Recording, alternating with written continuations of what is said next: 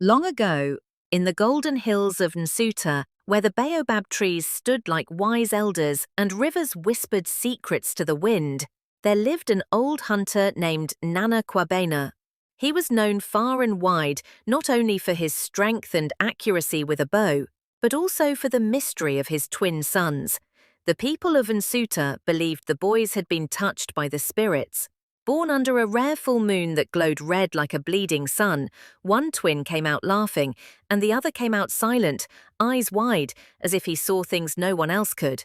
The first was named Kofi, bold and boisterous. The second was called Kojo, quiet and thoughtful. The boys grew up inseparable, but different. Kofi was always running ahead, racing goats, leaping over streams, challenging anyone to a wrestling match. Kojo, on the other hand, spent his days listening to the elders' tales, observing the ants and talking with the old medicine woman, Nana Ya. When they were 12, their father passed away. On his deathbed, he took each boy's hand and whispered, "Your feet may be fast, but only wisdom finds the path. The forest listens to those who walk with care." Kofi nodded politely. Kojo wept. Years later, when the boys had become young men, a strange rumor passed through the land like dry harmattan wind. A powerful spirit named Abonsam Badu, keeper of ancient knowledge and treasures, had awakened in the forbidden forest. It was said that anyone who could pass his 3 trials would gain untold wisdom, fortune, and the power to lead not just villages, but kingdoms. The news stirred hearts. Chiefs sent warriors, herbalists prayed, hunters sharpened blades. But one morning, Kofi stood before the elders of Nsuta and declared, "I will go into the forbidden forest and return with the blessings of Abonsam Badu." The elders raised their brows. Kojo, standing quietly beside him, simply bowed. They said, "Then both of you must go together," said the old chief. "Your father's blood runs in both of you. Perhaps together you will balance each other." Kojo agreed immediately. Kofi rolled his eyes, "As long as he can keep up." On the morning of their journey, their mother tied red cloth around their wrists and whispered a prayer to the ancestors. She said, "The forest is not for haste," she warned. "Even birds pause between branches." They passed the sacred stones of the ancestors, where only the brave walked. Birds fell silent as they entered the forest. Thick roots snaked across the earth like ancient veins. The air grew heavy, charged with the weight of spirit energy. Every few minutes, Kofi would stop and shout, "Kojo, why so slow?" Kojo simply said, "I'm listening." "To what?" Kofi laughed. "The trees." Kojo just nodded. By nightfall, they reached the heart of the forest, where the ground curved inward like a bowl. A great termite mound shaped like a throne sat in the middle. From it rose Obonsam Badu. He was tall, taller than any man, with skin blacker than midnight and eyes glowing like the moon. His voice was thunder, yet calm. "2 brothers, 2 hearts, only one may win what I guard, but both must try. Face my 3 trials and let the forest decide." Kofi stepped forward, chest high. "I'm ready." Kojo stepped back and bowed. Obonsam Badu raised his arm. "The first trial begins at sunrise." At dawn, the forest parted and revealed 3 winding paths, each covered in fog.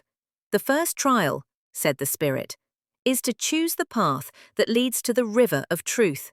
Only one leads forward. The others will return you to your beginning." Kofi didn't hesitate.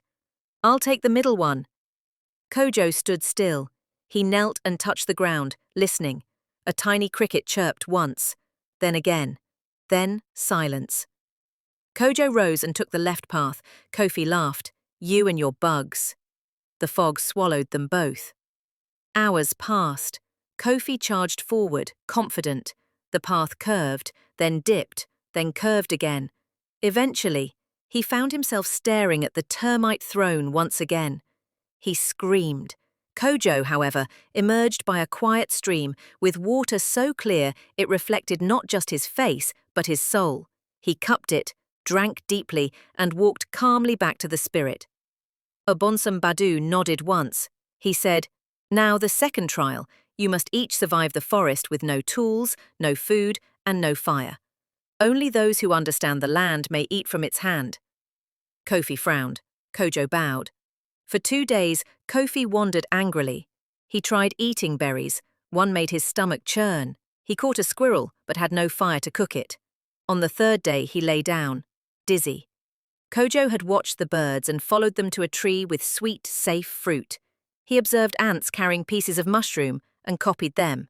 He found a firestone near a dry termite hill and built a tiny fire in a crevice of rock.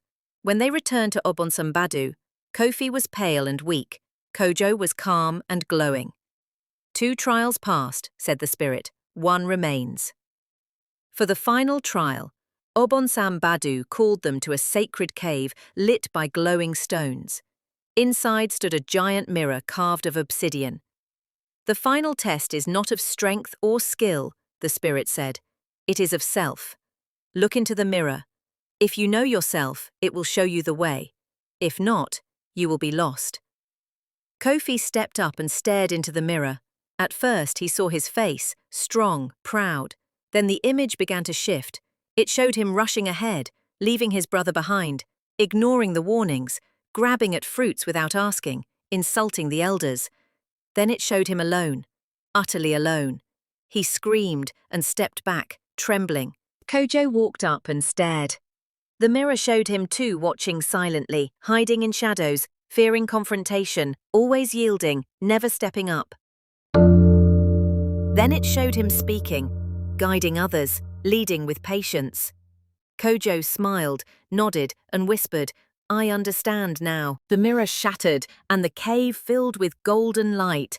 Obonsambadu appeared once more, his eyes glowing brighter. He said, "The hasty foot ran ahead, but the patient heart reached the truth." He turned to Kojo and handed him a single golden seed. The spirit said, "This is the seed of sight. Plant it in your village. You will become not just a man, but a guide, a light, and a living proverb." He turned to Kofi and said, "You have strength, but no direction. Return when you are ready to follow the path, not race it." And with that, the forest opened, and they were home.